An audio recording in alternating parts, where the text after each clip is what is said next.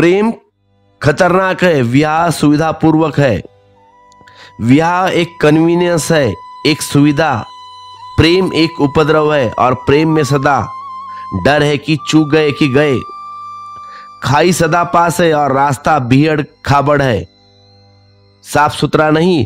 विवाह का रास्ता राजपथ है, सीमेंट कंक्रीट का रोड है, हजारों उस पर चल रहे आगे पीछे, बड़ी भीड़ है, सुरक्षा है, पुलिस है चारों तरफ तैनात, अदालत है किनारे खड़ी, मैजिस्ट्रेट अपनी वेशभूषा में सजे तैयार है।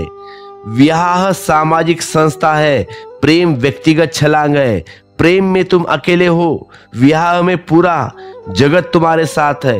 विवाह में कुछ गड़बड़ होगी तो अदालत में तुम पूछताछ कर सकते हो, तुम अपील कर सकते हो, वकील सहारा बन सकता है, कानून की किताबें हैं, रास्ते खोजे जा सकते हैं। लेकिन प्रेम में न कोई वकील साथ होगा, न कोई कानून, न कोई किताब। प्रेम की दुनिया में अब तक कोई किताब प्रवेश नहीं कर पाई और किसी वकील को वहां कोई जगह नहीं है। प्रेम में तुम निपट अकेले हो, तो अकेले होने से डर है, यही तो मुसीबत है।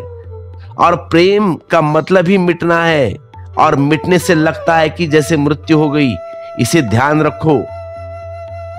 3 चीजें से मैं अनुभव करता हूं, लोग डरे हुए हैं। सैकड़ों लोगों के जीवन में उलझने को सुलझाते सुलझाते 3 चीजें निकाल पाया जिनसे वे डरे हुए हैं। एक प्रेम, और जो प्रेम से डरा वह परमात्मा से डरा, क्योंकि वे उसकी आखिरी परिणाम है। दूसरा मृत्यु, महामृत्यु, और जो मृत्यु से डर गया वह जीवन से डर गया, क्योंकि मृत्यु जीवन की अंतिम घटना है, शिखर है, निष्पत्ति है और जीवन का निचोड़ है।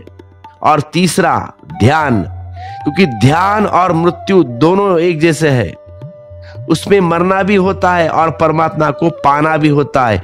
इसीलिए सबसे ज्यादा खतरनाक ध्यान है।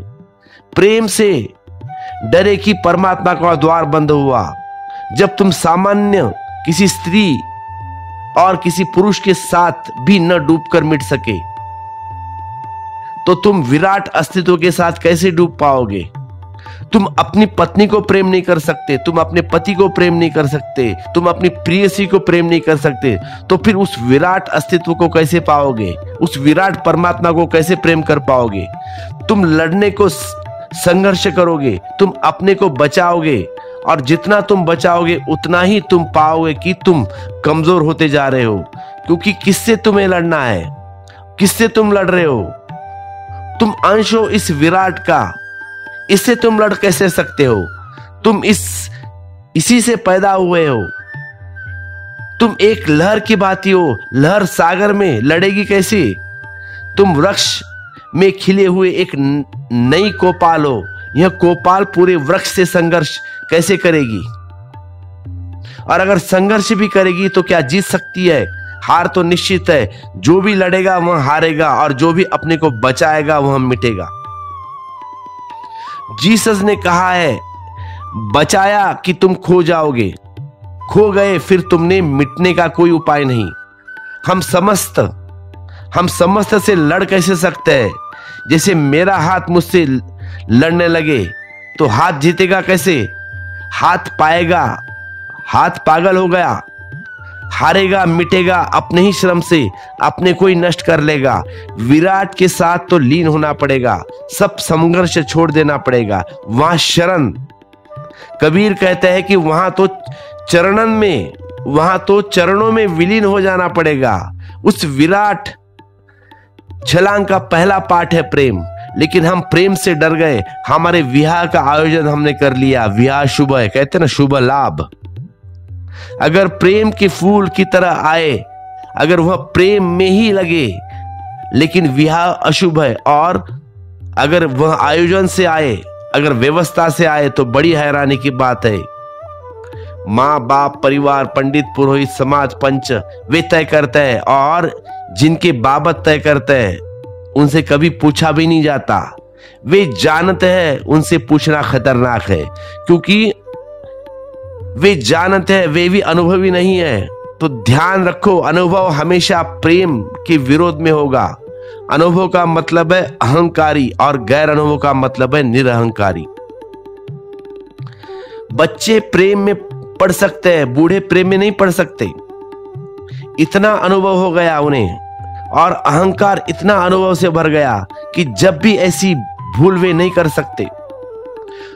और जिसे वे भूल कह रहे हैं उन्हें पता नहीं वह भूल नहीं है, उसको चूक कर ही वे सब चूक गए। क्योंकि बड़ी से बड़ी कला मिटने की है, पिघलने की है। इस तरफ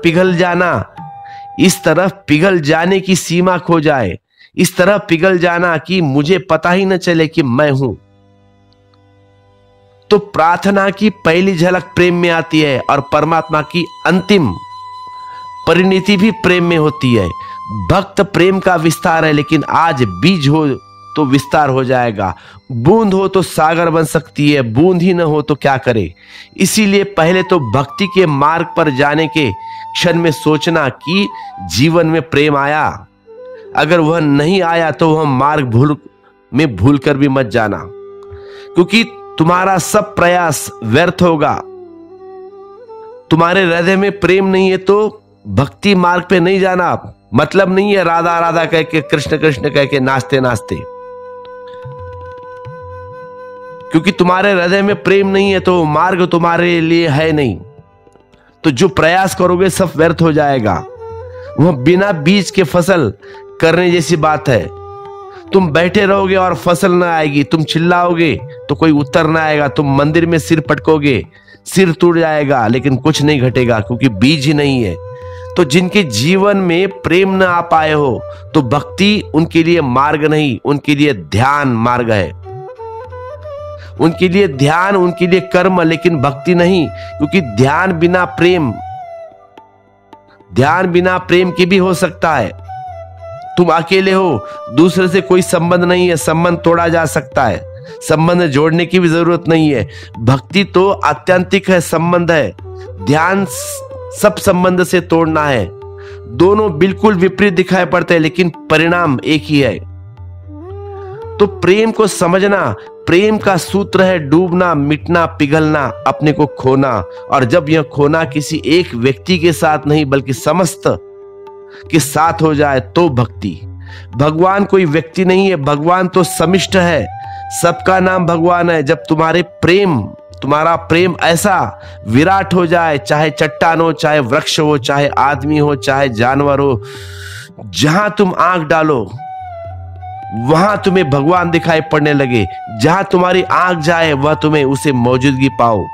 जब तुम्हारा प्रेम ऐसा सघन हो जाए कि पत्तों पत्तों में उसी की झलक मिलने लगे और कण कण में उसी की धुन सुनाई पड़े, तब भक्ति है। पर प्रेम का पाठ सीख लेना जरूरी है। मेरे देखे यह संसार एक पाठशाला है जहां हम परमात्मा के लिए तैयार होते हैं। यह संसार परमात्मा के विरोध में नहीं है, उसकी तैयारी है। और इस संसार के सारे संबंध उस आत्यंतिक संबंध की पूर्व व्यवस्था है। ऐसा ही होना चाहिए, क्योंकि संसार अगर परमात्मा के विरोध में हो तो परमात्मा संसार के विरोध में हो तो संसार बच ही कैसे सकता है। इसके होने के आधारिक हो जाएंगे। इसीलिए जिन लोगों ने सिखाया है कि परमात्मा को पाना है तो संसार के विरुद्ध हो जाओ, उन्होंने गलत सिखाया है। संसार के विरुद्ध होने से परमात्मा नहीं मिलेगा, संसार के अतिक्रमण से परमात्मा मिलेगा। और इन दोनों बातों में बड़ा भेद है।